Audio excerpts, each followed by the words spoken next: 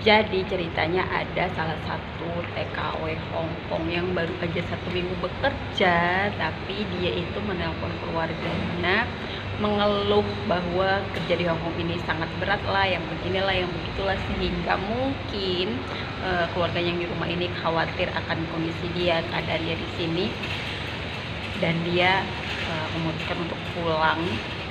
Jadi si keluarganya ini mengeluarkan uang tebusan untuk si mbak TKW ini. Kok bisa ya guys? Nggak tahu kenapa ya, calon-calon TKW yang sekarang ini itu kenapa kok kayak lebih melenyon ya, apa sih kalau bahasa melenyonnya itu kayak tidak bersemangat, terus kayak tidak tegar menghadapi ujian cobaan di negara penempatan gitu ya teman-teman. Kalian kan tahu ya, pastinya sebelum berangkat ke Hongkong pastinya kalian terlebih dahulu di PT, tinggal di PT untuk beberapa bulan ya, menjalani ujian bahasa, ujian praktek dan segala macam. Di situ itu kita sudah mendapatkan pelajaran, dalam arti pelajaran tentang disiplin waktu, pelajaran tentang bahasa, pelajaran bagaimana cara kita beradaptasi dengan orang asing di negara asing.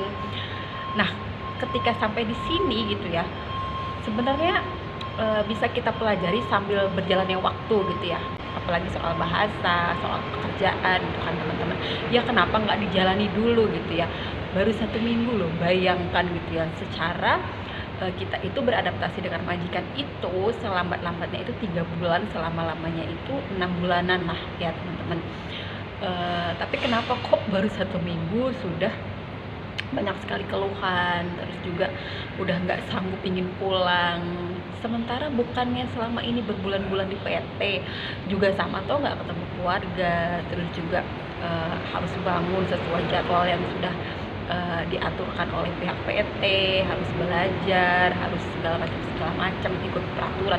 Ya begitu juga di sini gitu kan ya, apalagi di sini di negara penempatan kita sudah menerima gaji gitu kan ya teman-teman, gajinya nggak main-main, jutaan. Sementara waktu di PT kan nggak ada yang gaji gitu kan ya teman-teman, malahan kita keluar uang buat jajan, buat beli pulsa, buat beli ya segala macam. Tapi kenapa kok sampai sini tuh amat sangat disayangkan gitu ya? Ya iya sih mental gitu kan ya, kadang-kadang ada yang bilang mental orang beda-beda gitu kan ya, tapi baru 1 minggu itu loh, bayangkan yang tadinya kita niat untuk bekerja ke luar negeri untuk membantu perekonomian keluarga di rumah, ini malah keluarga di rumah ngeluarin uang tebusan untuk menebus si mbaknya ini biar bisa pulang ke Indonesia gitu ya. Jadi menurut aku kayak ya sia-sia dong selama ini ya pengorbanan dia keluar dari rumah di PT berbulan-bulan, terus di sini baru 1 minggu, yang keluarga di rumah malah keluar uang untuk memulangkan dia.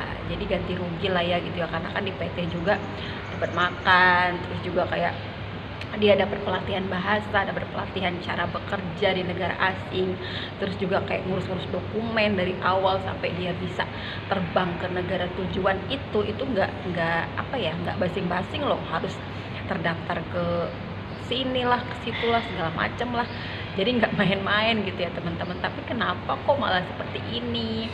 Oke lah, itu sih masalah pribadi urusan si mbaknya ya, tapi aku hanya berbagi tips dan berbagi pengalamanku aja gitu ya teman-teman. Buat teman-teman yang belum pernah bekerja ke luar negeri kemanapun ya, yang mungkin punya pengalaman di Indonesia kerja di luar kota ya, tapi kalau yang belum pernah kerja ke luar negeri harus bener-bener dipikir yang mateng, harus ada tekad yang kuat, terus juga kayak harus punya perjanjian sama diri sendiri.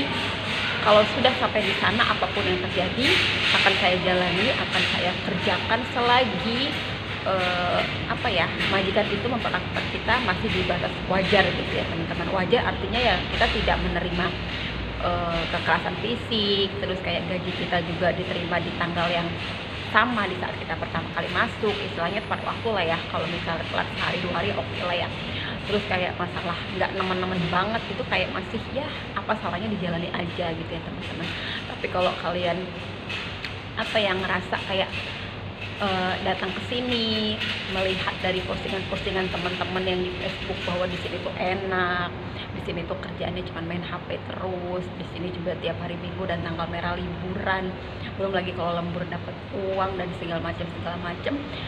Nanti setelah sampai sini tidak sesuai dengan ekspektasi yang kalian bayangkan, kalian tuh akan kecewa gitu. Jadi apa ya, semua itu dijalani sesuai alurnya gitu ya. Dan tips dari aku ya teman-teman, buat teman-teman yang ingin menyerah gitu ya, yang sudah terlanjur ada di majikan, di rumah majikan, bekerja dengan majikan, dan ternyata majikannya itu menurut kalian sangat mapan, sangat gimana ya, cerewet, pola, terus kerjaan banyak segala macam. Untuk kalian bisa bertahan di situ ya, setidaknya sampai selesai potongan, coba deh kalian masuk ke grup-grup TKW ya, mau TKW Hong Kong, Taiwan, Singapura, Malaysia. Banyak sekali keluhan-keluhan, banyak sekali mereka yang mendapatkan majikan yang lebih parah dari kita gitu ya. Jadi apa ya, kita bandingkan dengan orang yang ujian itu lebih berat dari kita, sehingga di situ kita ada rasa syukur gitu ya teman-teman. Bukannya kita mau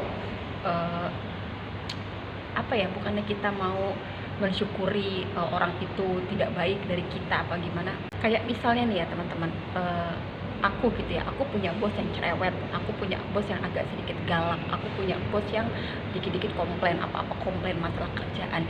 Tapi ketika aku masuk ke dalam grup TKW gitu ya, di situ ada beberapa TKW yang keluhannya itu melebihi dari aku, bosnya itu ya.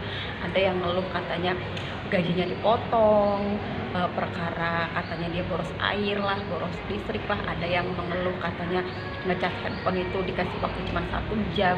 Ada yang mengeluh, pokoknya banyak sekali ya.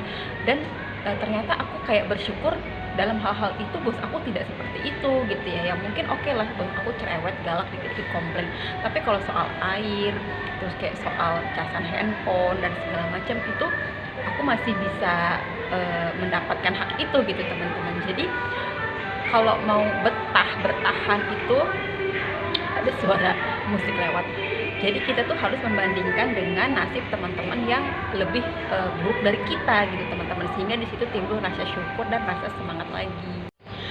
Jadi jangankan untuk para pemula ya, para non yang baru datang bekerja ke luar negeri yang harus beradaptasi, sedangkan para ex yang sudah pernah punya pengalaman di negara lain, datang ke Hong Kong, atau yang dari Hong Kong kerja di Taiwan atau ke Singapura, itu pun masih harus melewati adaptasi dan masih melewati fase-fase yang sama. Jadi mental itu tergantung dari kita masing-masing gitu ya teman-teman ya. Memang tidak bisa disamaratakan, tapi setidaknya lewati dulu masa potongan itu, lewati dulu masa adaptasi itu. Jangan langsung merasa tidak kuat, jangan langsung menilai majikan ini begini begitu, terus juga langsung cerita ke orang-orang rumah bahwa di sini tuh begini begitu, sehingga orang rumah jadinya khawatir, terus ngeluarin uang untuk menebus kita, sedangkan kita tidak tahu itu uang dari mana ya, entah uang hasil pinjaman atau apa, atau memang orang yang berada ya gitu ya teman-teman. Tapi sepertinya sangat merepotkan sekali ya teman-teman, sangat disayangkan gitulah ya, karena banyak sekali teman-teman yang masih di PT, yang masih menunggu kabar job turun, yang masih menunggu jadwal PAP, yang masih menunggu jadwal penerbangan, ingin segera bekerja di negara tujuan, ingin segera mendapatkan gaji, ingin segera mengirimkan uang untuk keluarganya hasil dia bekerja. Tapi kenapa kok yang sudah berada di posisi bekerja gitu ya malah angkat tangan baru seminggu gitu ya teman-teman. Jadi kayak sayang sekali ya. Aku sih kayak nggak menyalahkan si mbaknya juga ya, karena aku juga nggak tahu sih apa yang dia rasain di situ gitu kan ya. Mungkin bagi dia itu ujian yang berat untuk dia, tapi kan belum tentu untuk kita gitu teman-teman ya. Itu hak masing-masing sih, cuman ya agak sayang aja sih gitu. Ya sudahlah, pokoknya buat teman-teman pemula yang non yang baru aja mau berproses untuk bekerja ke luar negeri, semangat. Ingatlah waktu yang sudah terbuang di PT berbulan-bulan, terus juga ada anak yang menunggu kesuksesan, ada orang tua yang menunggu kesuksesan. Pokoknya jangan